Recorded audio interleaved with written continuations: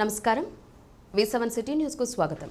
తిరుపతి శ్రీ కోదండరామ స్వామివారి వార్షిక బ్రహ్మోత్సవాల్లో భాగంగా రెండో రోజు శుక్రవారం ఉదయం 8 గంటలకు చిన్నశేష వాహనంపై శ్రీ కోదండరాముడు విహరించి భక్తులను ఆశీర్వదించారు. గజరాజులు ముందుకు కదులుతుండగా భక్తజన బృందాలు చెక్క భజనలు కోలాటాలతో స్వామివారిని కీర్తిస్తుండగా మంగళ వాయిద్యాల నడుమ స్వామివారి వాహన సేవ కోలాహలంగా జరిగింది. భక్తులు అడుగడుగునా కర్పూర హారతులు సమర్పించి స్వామివారిని దర్శించుకున్నారు. కైవల్య జ్ఞాన ప్రాప్తిలో కుండలిని శక్తి జాగృతం అత్యంత ఉత్కృష్టమైంది. ఈ కుండలిని శక్తి సాధారణంగా సర్పరూపంలో ఉంటుంది. భగవంతునిలో ఐక్యం కావడానికి అవసరమైన కుండలిని శక్తి జాగృతాన్ని ప్రబోధించేదే చిన్నశేష వాహనం. అనంతరం ఉదయం 10:30 నుండి 11:30 వరకు కళ్యాణ మండపంలో శ్రీ సీతాలక్ష్మణ సమేత శ్రీ కోదండరామ స్వామివారి ఉత్సవాలకు శాస్త్రోక్తంగా స్నపన తిరుమంజనం నిర్వహించారు. ఇందులో పాలు, పెరుగు, తేనె, పసుపు, చందనం, కొబ్బరి నీళ్లతో అభిషేకం చేశారు.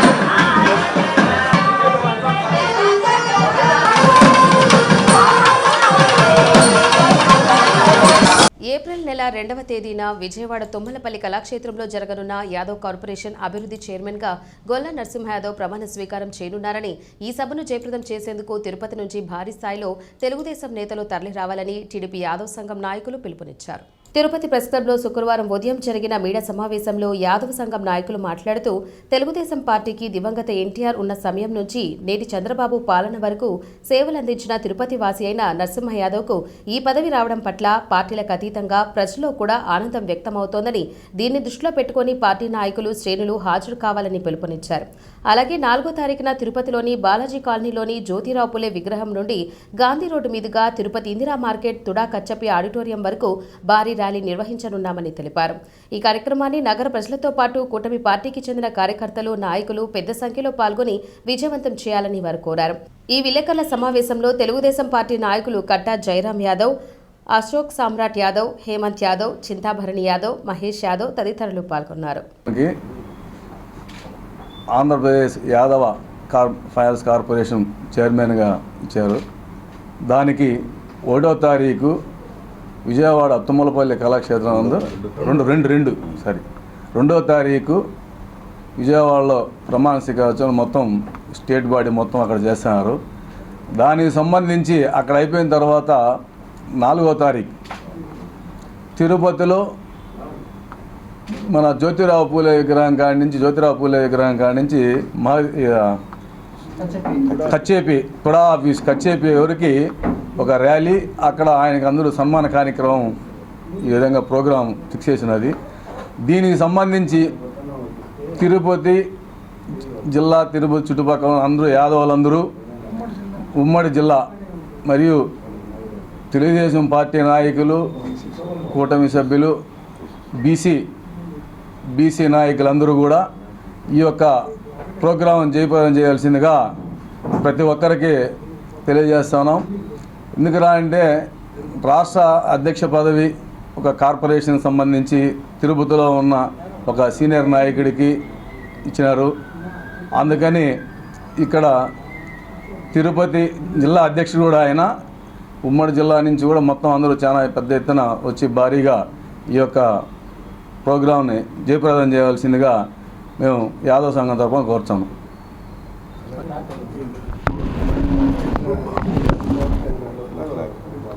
ప్రింట్ అండ్ ఎలక్ట్రానిక్ మీడియా సోదరులకు నమస్కారం.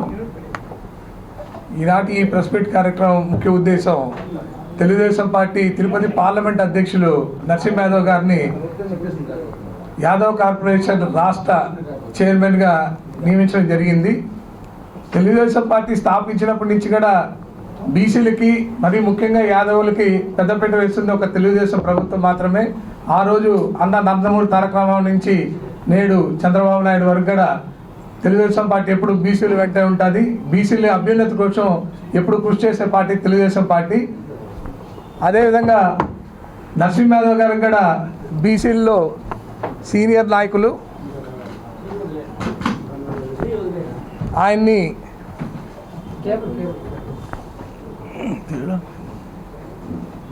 ఆయన యాదవ్ కార్పొరేషన్ రాష్ట్ర చైర్మన్గా వచ్చే నెల 2వ తారీఖున విజయవాడలోని తుమ్మలపల్లి కళాక్షేత్రంలో ప్రమాణ స్వీకారం చేయబోతున్నారు. ఆ ప్రమాణ స్వీకారానికి కూడా తిరుపతి ఉమ్మడి జిల్లా సంబంధించి నాయకులందరూ కూడా విచ్చేసి జయప్రదం చేయాలని కూడా ఆహ్వానిస్తున్నాం. అదే 4వ తారీఖున తిరుపతిలో ప్రమాణ స్వీకారం అనంతరం తిరుపతిలో బాలాజీ కాలనీ జ్యోతిరావు పూలే విగ్రహం దగ్గర నుంచి ప్రకాశం రోడ్, గాంధీ రోడ్, నెహ్రూ వీధి, బండ్ల వీధి, కాపు వీధి, తాతాయిగుంట గంగమ్మ గుడి ముందర నుంచి తొడా ఆఫీస్ బ్యాక్ సైడ్ ఉన్న కచప్పి ఆటో వరకు ర్యాలీ జరుగుతుంది. అక్కడ కూడా ఆయనకి సన్మాన కార్యక్రమం జరగబోతుంది. తిరుపతి జిల్లాకు సంబంధించిన తెలుగుదేశం పార్టీ నాయకులు, కార్యకర్తలు, బీసీ సోదరులందరూ కూడా పెద్ద ఎత్తున ఈ కార్యక్రమాలు పాల్గొని జయప్రదం చేయవలసిందిగా మీ అందరినీ మనవి చేస్తున్నాం. ధన్యవాదాలు. ఏప్రిల్ 2వ తేదీ విజయవాడలో యాదవ్ కార్పొరేషన్ చైర్మన్గా నరసింహ యాదవ్ గారు ప్రమాణ స్వీకారం చేస్తున్నారు. ఆ తర్వాత తిరుపతిలో 4వ తేదీ జ్యోతిరావు పూలే విగ్రహం నుంచి మన తుడా కచ్చేపి స్టేడియం వరకు ర్యాలీ జరుగుతుంది. ఈ ర్యాలీలో తిరుపతి జిల్లా టీడీపీ నాయకులు మరియు బీసీ నాయకులు అందరూ పాల్గొని ఈ కార్యక్రమాన్ని జయప్రదం చేయవలసిందిగా కోరుచున్నాం. స్మార్ట్ సిటీ నిధులతో తిరుపతి నగరంలో జరుగుతున్న పనుల్లో పెండింగ్లో ఉన్న వాటిని సకాలంలో నాణ్యతతో పూర్తి చేయాలని స్మార్ట్ సిటీ చైర్మన్ జిల్లా కలెక్టర్ వెంకటేశ్వర్ అన్నారు. శుక్రవారం స్మార్ట్ సిటీ ఎండీ నగరపాలక సంస్థ కమిషనర్ మౌర్య అధ్యక్షతన స్మార్ట్ సిటీ 38వ బోర్డు మీటింగ్ నగరపాలక సంస్థ కార్యాలయంలో జరిగింది. స్మార్ట్ సిటీలో జరుగుతున్న అభివృద్ధి పనులను మేనేజింగ్ డైరెక్టర్ మౌర్య సమావేశంలో వివరించారు. ఈ సమావేశంలో బోర్డు డైరెక్టర్లు జిల్లా ఎస్పీ హర్షవర్ధన్ రాజు, ఇంజనీరింగ్ చీఫ్ మరియు ఇండిపెండెంట్ డైరెక్టర్లు రామచంద్రారెడ్డి, డాక్టర్ రమాశ్రీ, ఢిల్లీ నుండి రవిచంద్ర పాల్గొన్నారు. బోర్డు మీటింగ్లో గత బోర్డు మీటింగ్ నిర్ణయాలు, అకౌంట్స్ గురించి వివరించారు. ఈ సందర్భంగా జిల్లా కలెక్టర్ మాట్లాడుతూ స్మార్ట్ సిటీ నిధులతో నగరంలో జరుగుతున్న అభివృద్ధి పనులు పెండింగ్ ఉన్నాయని, వాటిని వేగంగా పూర్తి చేయాలని అన్నారు. ICCC ద్వారా నిరంతర పర్యవేక్షణ సాగేలా చూడాలని అన్నారు. నగరంలో సీసీ కెమెరాల ఏర్పాట్లు త్వరగా పూర్తి చేయాలని అన్నారు. పెండింగ్లో ఉన్న వివిధ ప్రాజెక్టుల పనులలో పురోగతిని అధికారులు ఎప్పటికప్పుడు పర్యవేక్షణ చేయాలని అన్నారు. తొలితరం సినీ నాయకుడు, అనేక పాత్రలకు జీవం పోసిన చిత్తూరు నాగయ్య తెలుగు ప్రేక్షకుల గుండెల్లో సుస్థిర స్థానం సంపాదించుకున్నారని రాయలసీమ రంగస్థలి చైర్మన్ గుండాల గోపీనాథ్ రెడ్డి అన్నారు.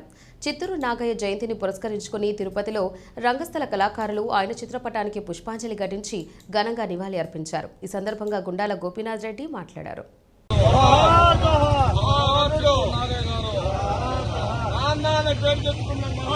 చిత్తూరు నాగయ్య నాన్నగారని ఇంగ్లీష్లో పేరు చెప్పుకున్న చిత్తూరు నాగయ్య, నాన్న కర్ణుడు చిత్తూరు నాగయ్య, ఆస్తినంతా దాన ధర్మాలు చేసిన చిత్తూరు నాగయ్య, నాన్నగారు చిత్తూరు నాగయ్య, నాన్నగారు చిత్తూరు నాగయ్య. ఈరోజు మహానటుడు చిత్తూరు నాగయ్య గారి జయంతి సందర్భంగా రాయలసీమ రంగస్థలి ఆధ్వర్యంలో కళాకారులతో కలిసి ఈరోజు ఆయన చిత్రపటానికి పుష్పాంజలి ఘటించి ఘన నివాళి అర్పించాము. చిత్తూరు నాగయ్య గారు మన తిరుపతిలో నివాసం ఉన్నారు. మహానటుడు, తొలి తెలుగు నటులలో మన చిత్తూరు వాసి కథానాయకుడు మన చిత్తూరు నాగయ్య గారు. ఎన్నో పోషణలు అవలీలగా పోషి అందరి మెప్పును పొందారు. ఆయన సినీ జీవితంలో ఆయన సంపాదించిన యావదాస్తిని సినీ కార్మికుల సంక్షేమం కోసం దాన ధర్మాలు చేసిన మహానటుడు చిత్తూరు నాగయ్య గారు. ఆయన జయంతిని ఈరోజు జరుపుకుని ఆయన ఘన నివాళులు అర్పిస్తున్నాము. ఆయన విగ్రహాన్ని మన తిరుపతిలో ప్రతిష్ఠించాలని కళాకారుల తరఫున ప్రభుత్వానికి విజ్ఞప్తి చేస్తున్నాము. అంతటి మహానటుడు మన చిత్తూరు నాగయ్య గారు ఈరోజు జయంతి సందర్భంగా ఆయన ఘన నివాళులు. కలియుగ ప్రత్యక్ష దైవం తిరుమల శ్రీ వెంకటేశ్వర స్వామివారిని ప్రముఖ సినీ కథానాయకుడు నితిన్ దర్శించుకున్నారు. శుక్రవారం ఉదయం వీఐపీ విరామ సమయంలో స్వామివారి సేవలో పాల్గొని మొక్కులు చెల్లించుకున్నారు. దర్శనానంతరం రంగనాయకుల మండపంలో వేద పండితులు వేదాశీర్వచనం అందించగా ఆలయ అధికారులు శ్రీవారి తీర్థ ప్రసాదాలు అందజేసి పట్టు వస్త్రంతో సత్కరించారు. ఆలయం వెలుపలకు వచ్చిన నితిన్ను చూసేందుకు భక్తులు ఎగబడ్డారు. నితిన్తో ఫోటోలు దిగేందుకు అభిమానులు ఉత్సాహం చూపారు. కొందరైతే నితిన్ను గట్టిగా లాగి తమతో ఫోటో దిగాలని కోరారు. అందరితో సరదాగా నవ్వుతూ ఫోటోకు ఫోజులు ఇచ్చారు నితిన్. ఆలయం వెలుపల నితిన్ మీడియాతో మాట్లాడుతూ సినిమా విడుదల ముందు శ్రీవారిని దర్శించుకోవడం ఆనవాయితీగా వస్తోందని అన్నారు. రాబిన్ హుడ్ సినిమా ఘన విజయం సాధించాలని శ్రీవారిని కోరుకున్నట్లు తెలిపారు. ఆ దేవదేవుని దర్శనం చాలా బాగా జరిగిందని, నూతన ప్రాజెక్టుగా తమ్ముడు అనే మూవీలో కథానాయకుడిగా నటిస్తున్నట్లు తెలిపారు.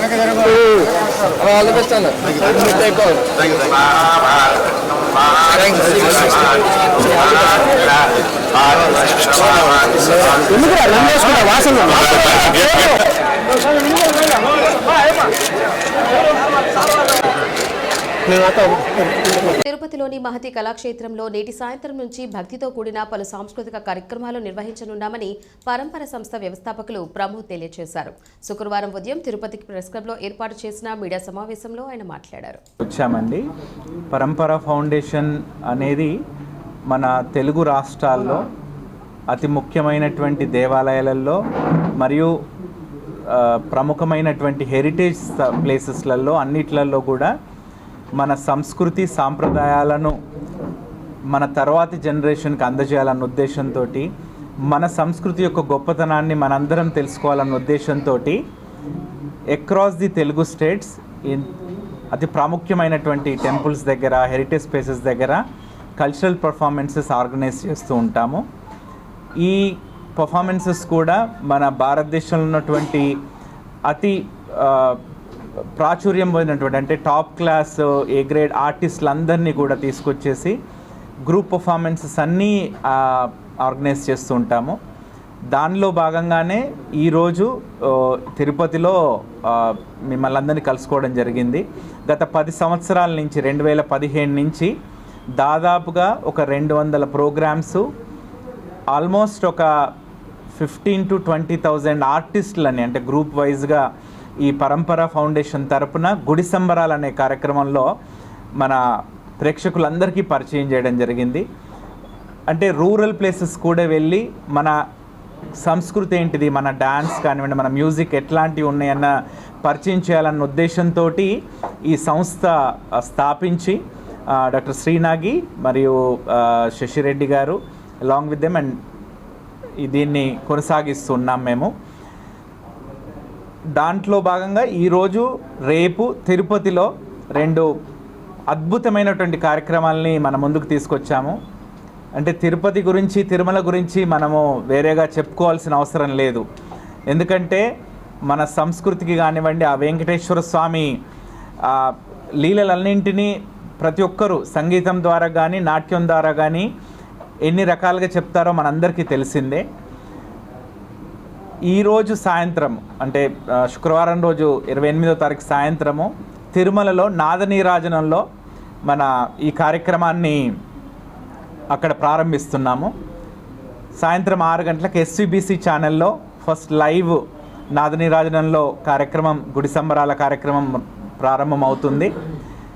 రేపు అంటే శనివారం 29వ తారీఖు సాయంత్రం 5:30 నుంచి మన తిరుపతిలో మహతి ఆడిటోరియంలో కార్యక్రమాన్ని జరుపుకోబోతున్నాము. అలాగే దాంతోపాటు ఇక్కడ లోకల్ ఆర్టిస్టులందరినీ కూడా కొంతమందిని ఇన్వైట్ చేయడం జరిగింది. వాళ్ళు కూడా పర్ఫామ్ చేస్తారు. సో దయచేసి మీరందరూ కూడా అంటే ఇక్కడ తిరుపతి తిరుమలలో ఉన్నటువంటి అందరికి కూడా ఇది ఆహ్వానము. ఎవరైనా రావచ్చు, ఎవరైనా వచ్చి పాల్గొని చూసి మన సంస్కృతిని, మన సాంప్రదాయాన్ని ఎంకరేజ్ చేయవలసింది కోరుచున్నాము. ఇదంతా ఒకటైతే దీనికి ఈ కార్యక్రమాలను ఇంత ఘనంగా, ఇంత గొప్పగా జరుపుకోవడానికి మనకు ఈరోజు రేపు కార్యక్రమం కూడా చక్కగా జరుపుకోవడానికి మనకి టీటీడీ ఎంతో సహకారాలు అందిస్తున్నారు.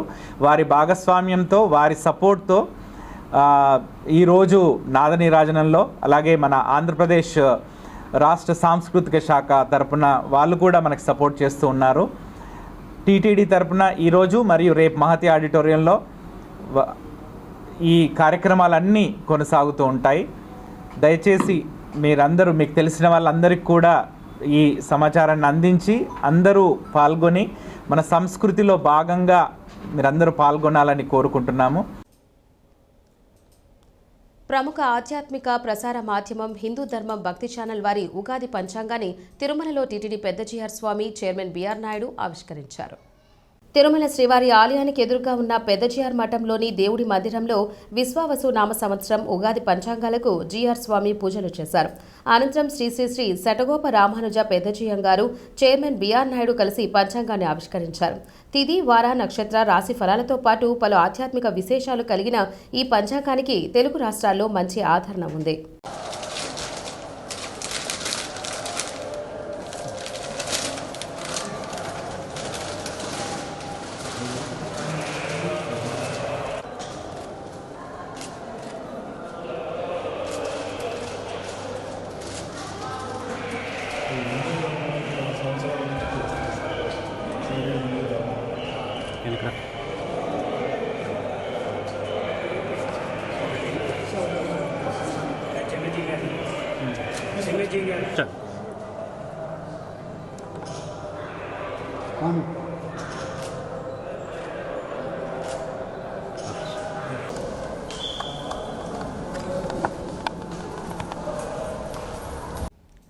మహిళా శిశు సంక్షేమ శాఖ ద్వారా అందిస్తున్న సేవలను తల్లులకు, బిడ్డలకు, కౌమార యువతకు మమకారం, వాత్సల్యంతో అందించాలని ఆంధ్రప్రదేశ్ రాష్ట్ర మహిళా శిశు సంక్షేమ శాఖ కార్యదర్శి సూర్యకుమారి పేర్కొన్నారు.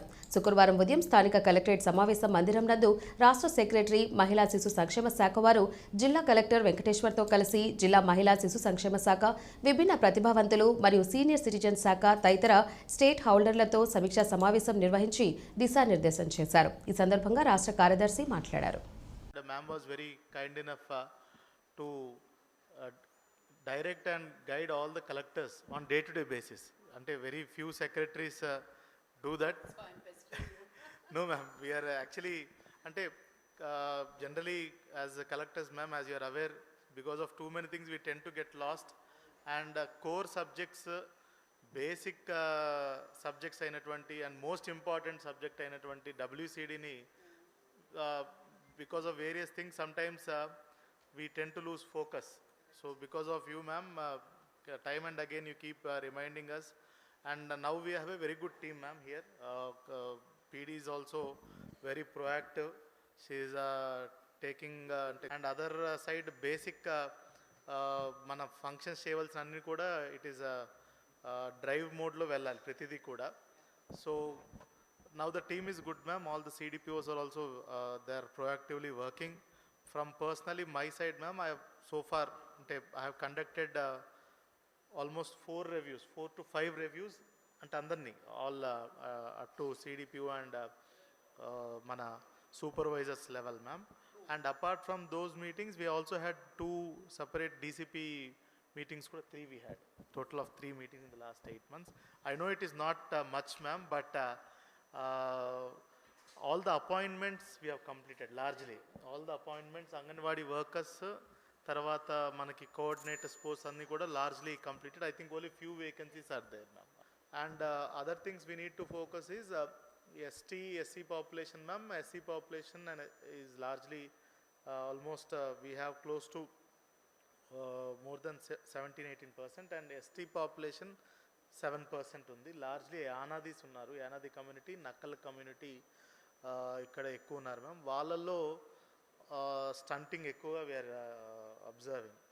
So I once again request all the CDPOs through ma'am, మనకి ప్లీజ్ డూ ఏ అంటే just for the sake of getting good rank in the state, that is not the priority. Give correct numbers.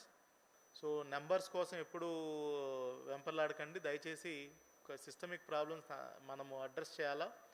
Anganwadi worker, helper వీళ్ళు ఎంత పనిచేసినప్పటికీ principal secretary నుంచి కింద దాకా వాళ్ళతో పాటు health department మెయిన్గా ఉంటుంది. హెల్త్ డిపార్ట్మెంట్ కోఆర్డినేట్ చేసుకుంటే వాళ్ళకి ఫోకస్ ఎక్కడ పెట్టాలో తెలుస్తుంది, మాకు కూడా equally beneficial. Together we can do the task much more easily.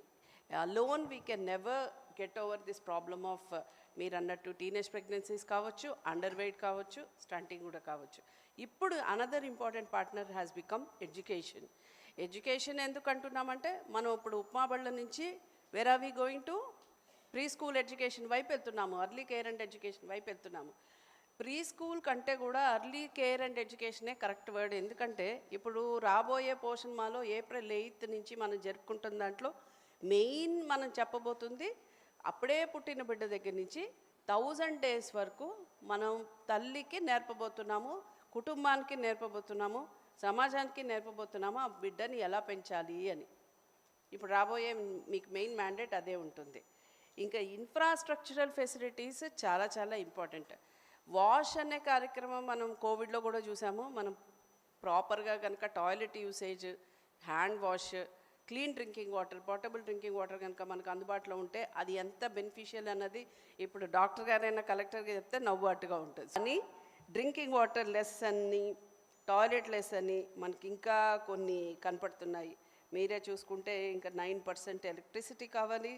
అలాగే రెంటెడ్ బిల్డింగ్స్ కూడా హైగా ఉన్నాయి. డ్రింకింగ్ వాటర్ కూడా ఇంకా 3% రావడం అన్నది ఒకటి. State wide and as well as country వైడ్గా తీసుకున్న డెసిషన్ ఏంటంటే both urban as well as rural మీరు స్వచ్ఛాంధ్ర అండ్ జల్ జీవన్ మిషన్ ఈ రెండింటితో కనుక మీరు కోఆర్డినేట్ చేసుకొని ముందుకెళ్తే కమ్యూనిటీ టాయిలెట్స్ ఏవైతే ఉన్నాయో దానిలో ఎంపీడీఓలతో శాంక్షన్ మనకు తగ్గ మోడిఫికేషన్స్ చేసేసుకొని మనం ఇది తొందరలో కంప్లీట్ చేసుకోవాలని మనవి.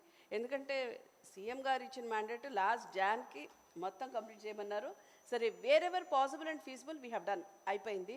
So now we have to walk that extra mile and then complete with little bit difficulty ఎక్కడ ఉంది అన్నది.